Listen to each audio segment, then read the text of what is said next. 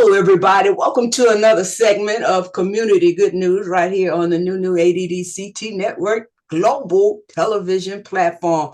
I'm honored today to have a trailblazer and a special guest. Oh, look, you want to get your pen out. You want to get your ears open. You want to get your eyes focused as we prepare to bring on Miss Libby Anthony, who's not only an author, she's an entrepreneur of many decades. And so I want to tell you a little bit about her. Of course, it won't do any justice, but we've been highlighting authors for the month of February, and we will continue this because it's been going so well. And Miss Libby is right there in the ATL, Atlanta, Georgia, almost now known as, they want to say like Hollywood, but she's been there for so long. I tell you, she's like a pillar in her industry. She's not only, she's a trailblazer, but she's a voice.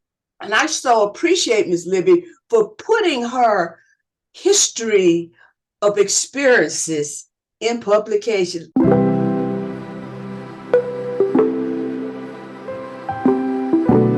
Miss Libby Anthony, how are you today? I am so wonderful. Thank you so very much, Miss Patricia Gale, for having me, Ambassador Gale. Well, if anybody can help share the ambassador good news, I think you're going to be one of our ambassadors. Because of what you said. One thing I read, and maybe getting a little ahead, but one thing I read that really blessed me that you wrote, you said, when we know our history, we can successfully plot our future. That's exactly right. Just would love to take credit for that. But if I recall correctly, it was Malcolm X who gave us that wisdom. Okay. Well, we appreciate that. I'd like to just be a vocal person that passes along that information, and at the same time pass along a bit of the history that dwells close to our heart, so that we can recapture some of our traditions, or at least understand our traditions. Yes. And build on a strong foundation of cultural awareness, cultural history, and entertainment history. All outstanding. Her business, Cope, has celebrated 40 years in the entertainment profession. I mean, in the day before there was hip hop, in the day before it was all of the electronic social media, Miss Libby was plowing the pavement and opening doors for entertainers and groups that come in and book all over. So I want to tell you a little bit, and then we're going to allow her to just continue to share her heart, because nobody can tell your testimony but you. And just the title of the book, Atlanta Entertainment History, Juking in the A. It tells the story of it all, as a Black cultural city, mega city for so long, the history in Atlanta and the entertainment industry. I don't think justice was done to it until you wrote this book, and still being done, because those that are out there now, we all have a legacy and a foundation we have to grow on. And what you've done is pin this foundation, even back before the riots and the Jim Crow law and all of that. Look, you have brought, I can't wait to finish reading your book. I've started, but I want to finish it. Miss Libby, tell us about Atlanta Entertainment History, Juking in the A. What inspired you to write this publication? Actually, you mentioned COPE, and back in 94, when we started COPE, which is an acronym for Club Owners, Promoters, and Entertainment Entrepreneurs and Executives. Yes. COPE was founded with the concept from unity to empowerment.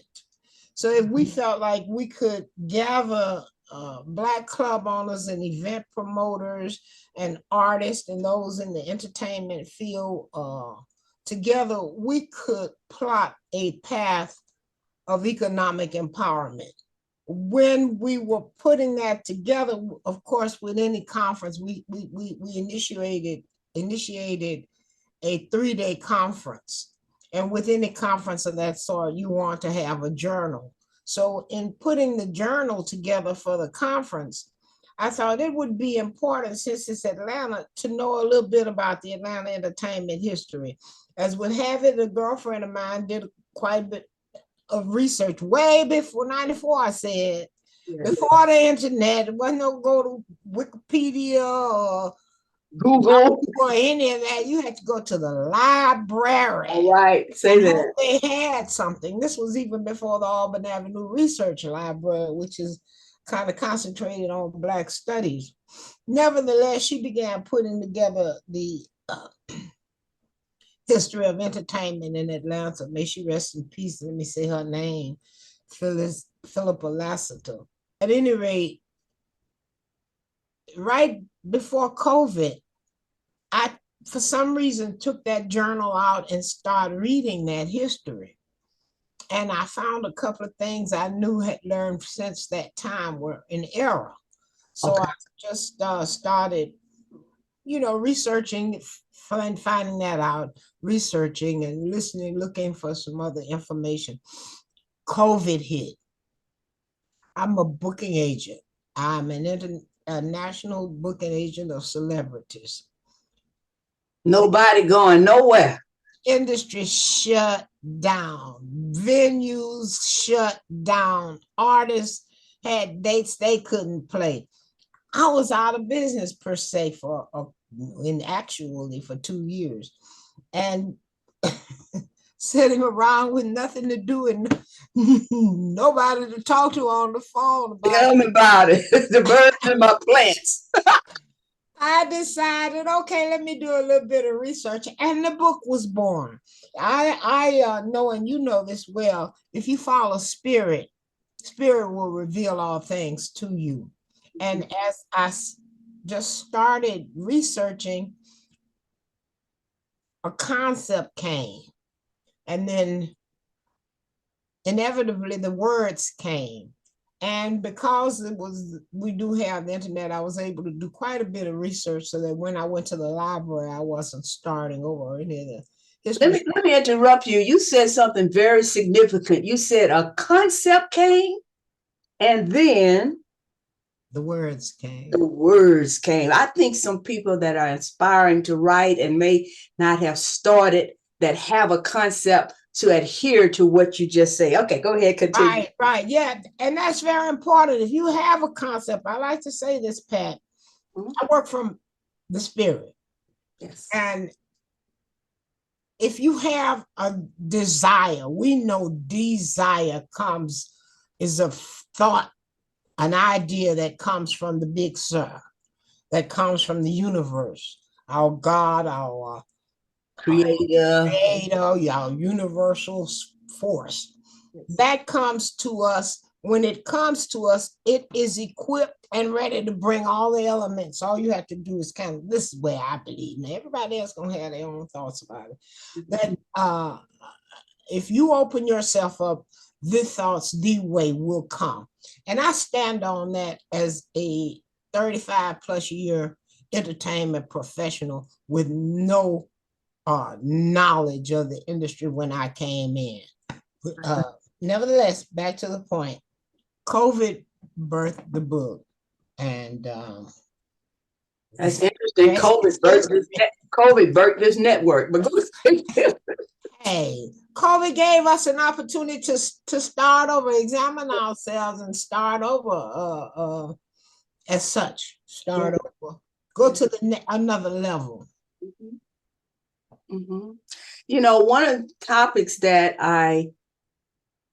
titles in your book that's standing out to me, and I'll just like to read some of them to encourage those of you that are viewing to include this book in your library, because history oftentimes from African Americans has not been written, and neither has it been told truthfully and inclusive of all of the significant milestones. So I like the soul of the A. And, you know, when you talk about strategic partnerships, and even as you mentioned earlier, about the economic part of the industry, of the entertainment industry, of the productions, rap back in the beginning, adopting a home legacy. Now watch this. Black promoters, a civil rights issue. If you don't get it for no other reason, you should get it to read this chapter in the book that our guest, Miss Libby Anthony of Atlanta, Georgia, who's been in the industry 40 years, has written, and I might say a graduate of the HBCU, Southern University. That's right. Go Jaguars. Delta Sigma Theta, Sarah. So she's got history and legacy that I believe will help heighten and enlighten those of you that are inspiring to go forth. Let's talk a little bit about the struggles, if I may say that. We know the one you mentioned about in COVID, but what about these entertainers and people that you helped back in the day that didn't understand contracts, that had an art, had a gift of talent, of comedy, of singing and writing, and you were able through your IPI bookings to bring them together? What are some of the things that you help them to overcome that may help others that inspire to stir up the gifts within them? Well, entertainment is probably a three-pronged animal business. You have to have the talent, you have to have the contacts, and you have to know the business. Probably a lot more than that, but if I were to talk about from the top of my head, those things I would say are important. I think that artists particularly need to understand, first of all, you have to have you can be a local entertainer or you can be a national entertainer. Now, to be a national entertainer costs a lot. Okay. The local entertainer, you must be possessed with talent in either one. I think that you have to be very honest with yourself and your friends about your talent, first of all. Honesty. You have to have an extraordinary talent. Everybody in the choir doesn't get a solo. Well, and there are a number of artists out there that really just should be singing background. So you need to have a unique talent, especially if you want to try to have a national approach. And I would tell artists that if you're seeking a national level, you're going to have to do recordings. Now, the industry has changed in terms of how you promote those recordings, but you have to have a recording. Nevertheless, you need to also understand that the record is to enrich the record label. Oh, artist is enriched by their performance. You'll get a piece of the record, a percentage of the profits, but there again, profits come after the recoup of the expenses. So the record label can always pad the bill for expenses, and you might not, it'd be a long time before you start seeing some of the benefits of your recording. Now, you just gave a hidden treasure. It may not be hidden when you said the records generate revenue for the record label. Now, let me divert for a minute. I know we know there was a controversy recently in the entertainment industry where stars and artists were voicing their disappointments of how much revenue they were receiving when they portrayed their gifts and their talents. So this has been going on a long time. And let me give a shout out to your son, Raj Anthony, a graduate of West Point, but he's also an entertainment lawyer. So those of you that are in entertainment, and you need to know the legal aspects of your contracts as well. And what she just said, before you even see any profits. the record labels are gaining the money from your gifts and talents, and whatever you have left over, you're going to need them to get to the next venue. Am I right? That's right. Okay, continue on. It's just, you struck a nerve. Well, you have to use, and I think artists need to understand the record is a tool that you use to promote your talent. Okay. There may be other tools, podcasts, obviously live performances, chit chat, whatever, internet, Instagram, all that are tools to promote your talent, to promote your talent, not to get paid for your talent. Uh-oh. If you're not a strong influencer where somebody from Nike or somebody is going to call and say, hey, I'll give you so much money to talk about my product. You're going to, as an artist, your money is going to come from the stage. Your money is going to come directly into your pocket from the promoters, the club owners, the colleges, the corporations that hire you to perform. That is so. Note that a number of artists still perform without a hit record because their stage presence and their camaraderie with the buyer being the corporation, the club, the concert promoter, whoever hired you to perform, whoever gave you that stage to juke on, that person is going to tell others what a great person this is to work with, what a great show they have. Matter of fact, I was talking to a promoter, just finished a show out in Killeen, Texas. And I was talking to him just yesterday. He had a show over the weekend with a R&B singer whose name I'll keep to myself, initials RD. Yes, ma'am. And he was telling me that the show was all right, but the gentleman's entourage was so nasty and so out of focus to everybody, from the limo driver to the hotel to the sound guy, to him, the promoter that was paying them, that he would never hire them again. My goodness. The business aspect of it. The thing about that, he won't hire them again, but because he told me this and what a terrible experience he had as a buyer, as the man with the money, I won't promote the artist again. I won't. And when I say promote the artist, I mean as an agent. An agent, I understand. Yes. The buyer will call me. I'm trying to do Shaka Khan at such and such a date, such and such. Well, here's the price on Shaka Khan. Shaka Khan can't do it that day. Well, who can I get? Well, let's just look at in this price range. Here's who you can get. And I may throw out Stephanie Mills or whoever. But, and I wish I had started that with a male example, because I can't say this guy, because I know, first of all, it's going to be a bad experience. And when I say and suggest him, I am promoting him and his business. And that falls back on you too, right? Yes. If you were to do that. There are a number of artists I just will not.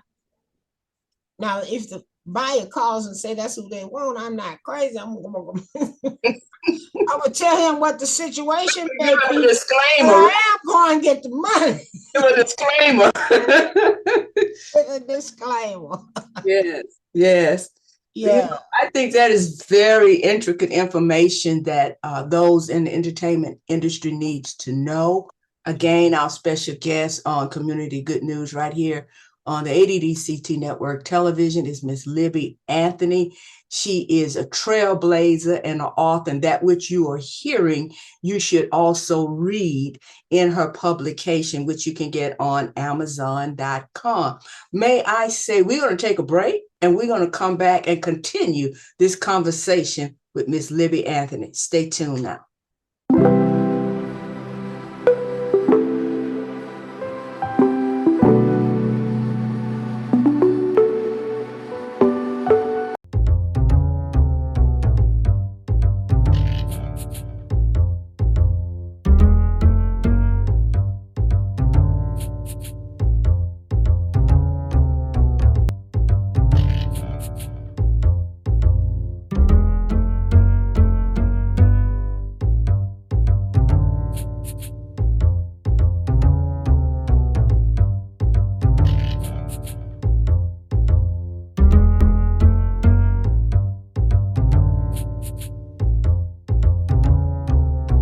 history, juking in the A. Well, welcome back to another segment of Community Good News here on the new ADDCT Network television platform, global platform, where this segment, we're highlighting authors on Community Good News. And again, I'm so honored and blessed to have Miss Libby Anthony, a trailblazer in the entertainment industry, whose book is on Amazon.com. I tell you, you need to read the history of the entertainment history, the foundation, so that as we grow, as we're learning, as we're listening, as we're reading, we have an understanding of the lyrics and the words in the music. Now, I know there's some music in this hour. I'm going to be transparent. I can't tell what they say. I have to go with it. I don't know what to be saying. But back in the day, when they wrote music and the artists and the entertainers, there was a message in the lyrics. But let me go back further to music as they used as the slaves, a form of communication, a form of telling the other persons working in the fields what's going on. Miss Libby, welcome back. You are sharing such inspiring wisdom, words of wisdom and knowledge. Let's talk a little bit about how that music is a message back then and bring it on up to the culture of today. Wow. As I explore in my book, Atlanta Entertainment History, Juking in the A, which is we use the word juking, which comes from Africa. The word juke was brought to Africa by people who were eventually enslaved, not slaves. They were people who were enslaved. More, make it plain. And to juke was always to dance. And when they came to America, they kept the tradition of dancing. They danced, Africans danced on all occasions.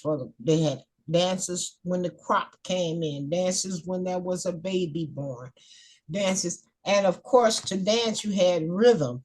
And the rhythm was always percussive, began as percussive with beats on whatever was available. That was brought to America, and the drum was brought to America. They would fashion drums out of animal skins, etc. At any rate, these drums were used often to speak to people in villages, farms near and far as the wind would carry that vibration. And to such point that you will recall drums were made illegal to enslaved people. Tell a story. They could not drum because they found out that these drums were speaking to people on other plantations.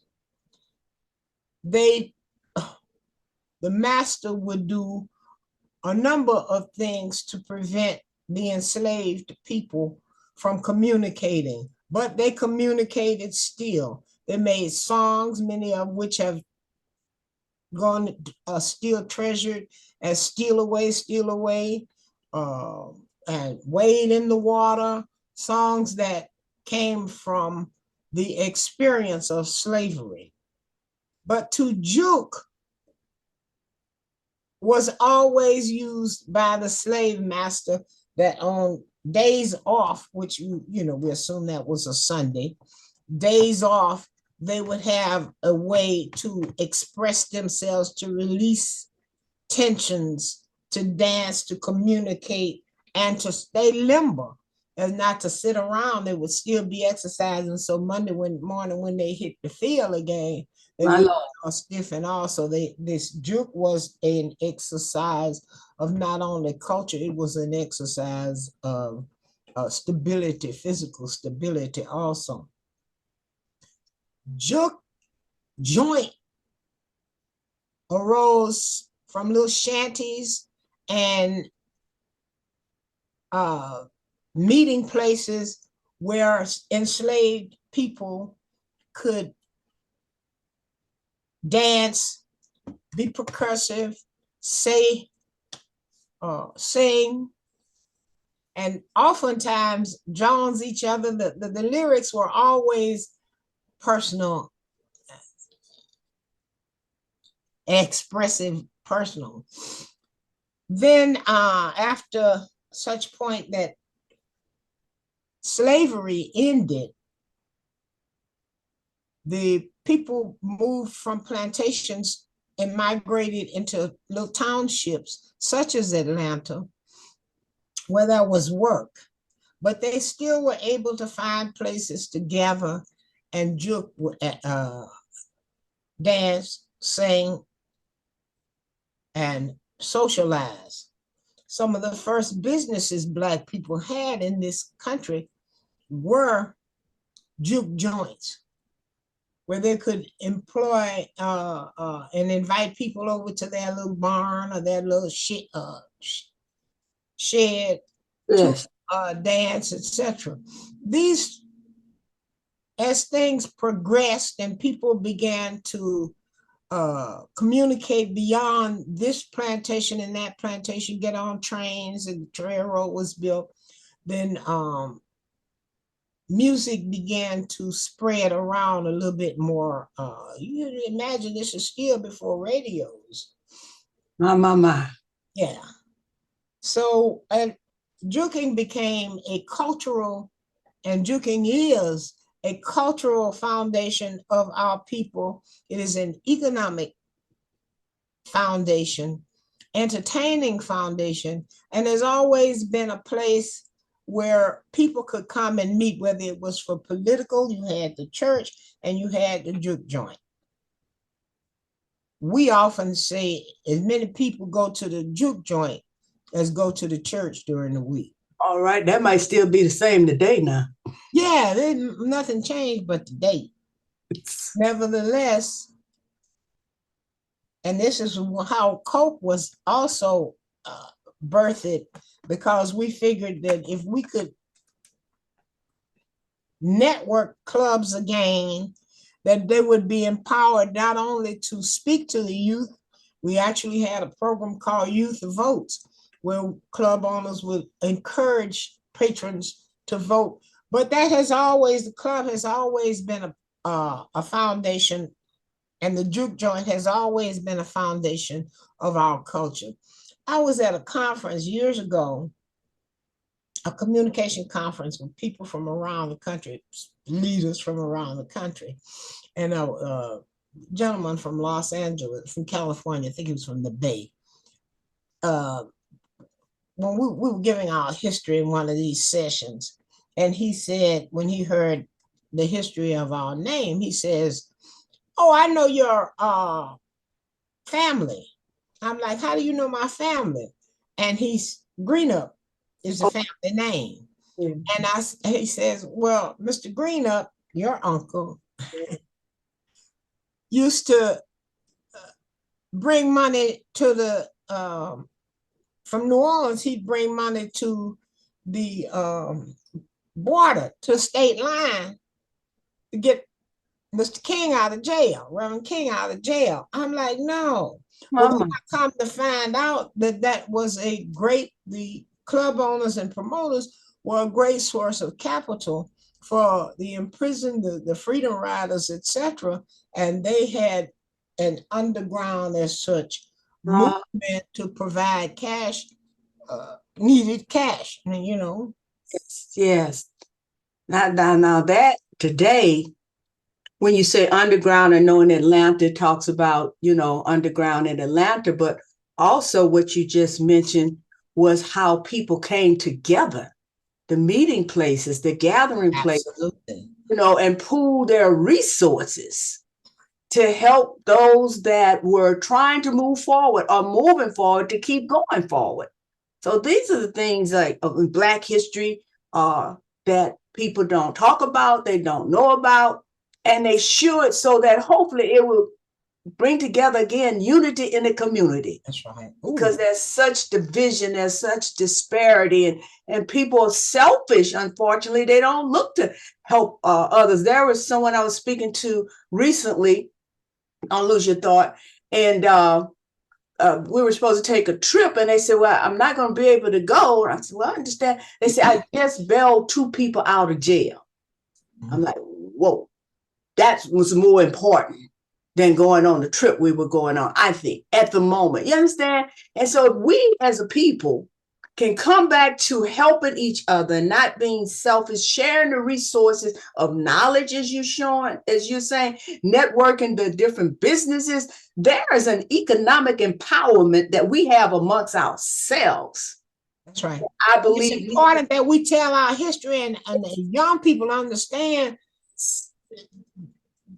progress did not just happen. We stand on the shoulders of a lot of people who laid out a format, a platform, a plan that if we were to just plug into it, we would see and advance a lot faster, quicker, and stronger. Absolutely. It's more than what you see on the social media and platforms and on the TV, where people flaunt and tell about their material gain. There's nothing wrong with that, and their riches and what they have. But what they did to get it has not the integrity and character of our forefathers and mothers, what they did to get it. And that's what makes the difference. Continue, Miss Libby. Don't get me started. I just want to jump forward just a little bit to the contemporary. Okay. We just had a phenomenal weekend with the Super Bowl. Mm-hmm. We had major entertainment from Usher. Yes. Who did an absolutely profound show. Not only did he recognize and project all that, a lot of what has come out of, or is coming out of Atlanta, but check this out, how profoundly deep the young brother show went. He knows on whose shoulders he stands. He did the cape with, in honor of James Brown. Yeah. The glove in honor of Michael Jackson. He had the swerve of Marvin Gaye.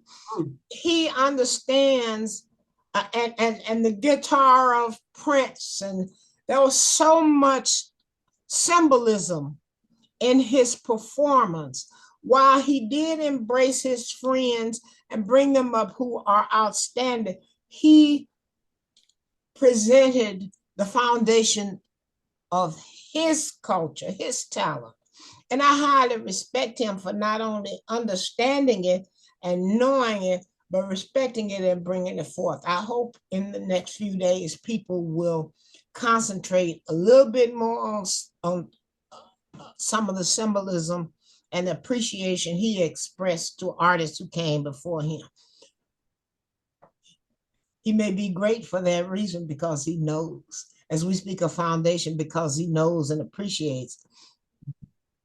That's the foundation that we, hey, everybody, a number of people can sing and dance. Chris Brown does it, but he ain't Usher.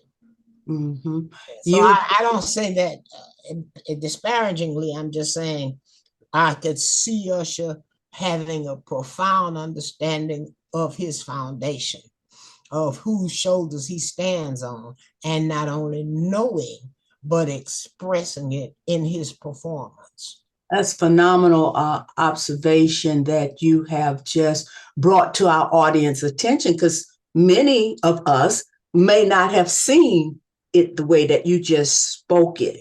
And so we're going to be replaying this broadcast throughout the month, so that when they go back and look at it, they can see that. And we're not supposed to forget where we come from. That's right. We didn't get nowhere. We are by ourselves. Embrace it and love it. It makes us stronger. Yes. It makes us stronger. Yes. Gentlemen, and you read in my book about a gentleman whose dad was a slave, came here, was Atlanta's first millionaire. How did he become a millionaire? Barbershops and shoe shine parlors. All right. Cutting people's hair and shining white folks' shoes. My, tell the truth. And he was the first Black millionaire in Atlanta. So many stories about let me plug my book for him. Yeah, that's why we're all here. Plug it. But so many stories here of the history of Atlanta entertainment. We know Gladys Knight, we know Usher, we know Outkast, the more current people. But did you know that Ray Charles got his comeuppance? He was a local band, playing around the region, clubs, the club, juke joint, chitlin circuit playing. But one day he decided he would ask Miss Carol Cunningham, who owned the historic club here in Atlanta, the Royal Peacock, to let him have the club for the middle of the day and entertain these record execs who happened to be in town. And he put on the show, put his band in there, put on the show. And they enjoyed the record so much, his recording so much, they decided, okay, we're going to give you a record deal. And the Ray Charles era was born. Come on, right down wow. Auburn Avenue in Atlanta, Georgia. Many stories. Little Richard, Otis Redding, profoundly came out of here and won a lot of people.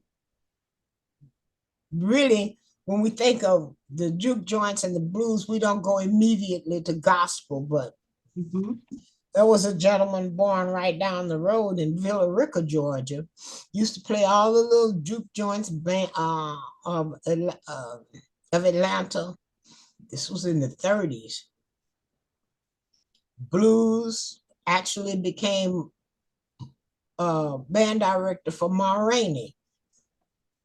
Went on tour with her for years. But the time came, he moved to Chicago. And when he moved to Chicago, he married. Okay. Had a baby. He was still singing the blues, right? But his wife died in childbirth and the baby died. He was so distraught. He said, I'm never going to sing the blues again. And he wrote a song, Take My Hand, Precious Lord. My God, my God. Thomas Dorsey, the godfather of gospel music. Yes. Wrote in hundreds of gospel songs and became the father of gospel music. What history we should know and talk about. You could read about stories like that in my book. All right, out there, I'm telling y'all, go ahead and order that book even while you watching. Here's your link on Amazon.com. We have the author right here that is bringing us the history from 40 years in the industry. That in itself is a hidden treasure. She's a hidden treasure, but she's also a jewel. I want to, since you switched to the Precious Lord, there are some other artists that you booked in your career, gospel art. I read Shirley Caesar. There was one or two others. I booked one of my favorite artists, Melba Moore. I was just so enthralled. I see some pictures I took during that time, and I'm just, this is Melba Moore, you know. But that was many years ago. Shirley Caesar, I booked Shirley a number of times. But as I was starting, I think I was telling you this when I was starting out, I ended up backstage with her and I was introduced to her years ago. And she had just come off stage and she was like, take this powder my back. So I powdered the back of Shirley Caesar. I've been on tour with the Williams brothers. I ran them through Virginia, North Carolina circuit there. We picked up about 3 dates on a gospel tour with them. This has been a long time ago. But over the years, I've had the pleasure of working with jazz greats like Ahmad Jamal, Freddie Hubbard, and blues icons like Taj Mahal, R&B, plenty of R&B, all the way from the Shy Lights to most recently Stephanie Mills. The Manhattans. The Manhattans. Yes. I like to say, but even before Verses with Earth, Wind, and Fire and the Isley. If anybody remembers that versus one of the COVID broadcasts, born out of COVID, there was a verses that had Earth, Wind, and Fire and the Isleys. I had booked that show a few years prior at Alabama State University in Montgomery, okay, with the Earth, Wind, and Fire and the Isleys. I had a number booked there a number of years. We booked everybody there from Wacka Flocka Flame. We do hip hop. I booked pretty much looking at Lil Jon on the broadcast Sunday, and I'm like, I just flashback. You know, sometimes you have these moments, you just poof, flashback, then they're gone. But I thought about when Lil Jon first started out. I think we sent him on a gig to somewhere in Mississippi, and we had to provide my brother. We had to provide promoter had to provide transportation to Mississippi. Yeah, brother drove the van to Lil Jon, and I think the gig was $3,500. Now, right now, today, I'm sure Lil Jon gets anywhere between $500 to $100,000 a night. But I do remember when my increase, and that's 1,000 increase. But like I was saying, Patti LaBelle, Charlie Wilson, then of course like the comeuppance of Goody Mob, Outkast, all those I'm lucky to have been able to book them in their younger days. This is a problem of something that happens in the entertainment industry. You get to break these artists, and the artists don't have a sense of loyalty to the people that break them. Okay. That build them.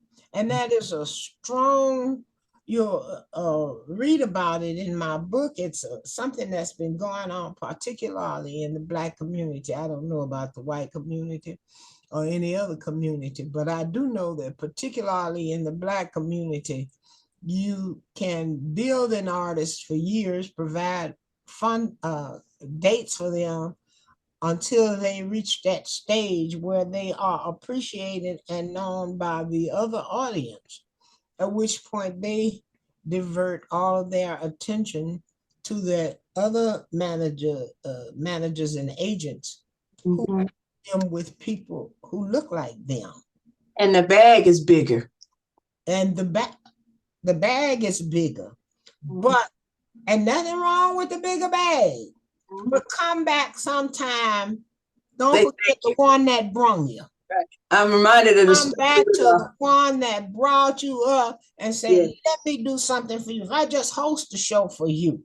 Yes. I have to come always with performing, just say, I'm gonna be there for you. Use my name to make you some money now. That's so important. And you remind me of, there's a story in the Bible where Jesus went after one lost sheep. And then when he performed miracles to people, only one came back to say thank you. So what I'm hearing you say, just one of y'all come back. Just come back. Thank you. And I think all of y'all come back and go back to the one that brung you. Yeah. You don't have to go with the whole entourage, but go back and say thank you and let me do something for you. And it can be something as small as, we're going to have my birthday, the Little Richard birthday party over here at the Doo-Drop Inn. Come and meet Little Richard. Take a picture with him.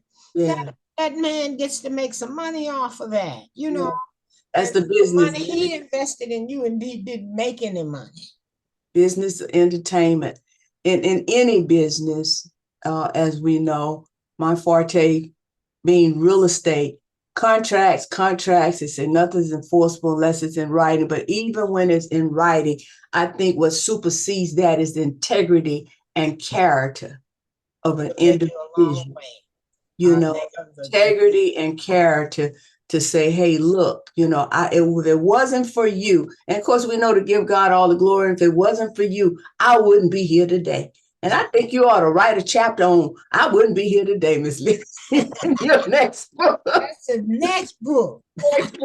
Why don't you tell me, you know, I'm thinking now about the upcoming generation and we mentioned the youth. Why don't you tell them about the course that if someone is interested in learning more about not only the history, but the story today and going forward, how you offer a course that they can go to your website and log on to. We want to tell them just a little bit about. I was talking to a young agent some weeks ago, not months ago, weeks ago, and we have a fresh relationship.